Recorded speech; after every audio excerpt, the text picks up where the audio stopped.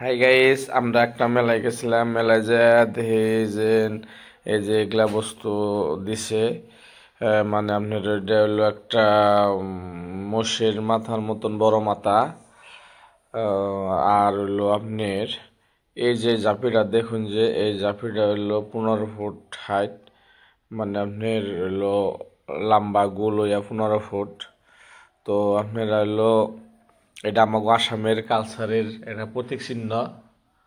হ্যাঁ, তো আপনার হলো এটা বাঁশ দিয়ে বানাইছে। ভালো একটা সুন্দর একটা হয়েছে, ডিজাইন হয়েছে। আর এটা হলো বাঁশেরই বেতির, মানে হলা টাইপের দিয়ে একটা হরাই। এটা আমাকে আসামের একটা কালচার। হ্যাঁ, আর এইটা হলো বিম। এটা যে বিম বলে কয়, একটা বিমের এই বানাইছে লাইট দিয়ে। আর আপনার এই যে একটা ধরুন দেখা গেছে সাইকেল, মানে আগে বহুত পুরনো মানুষে খালি সাইকেল দিয়ে চলতো, গাড়ি গুড়ি না থাকলে মানুষ, মানে ওটা একটা ভূতের চিহ্ন খাঁচা দিয়ে আর কি সাইকেলটা চালাইতেছে।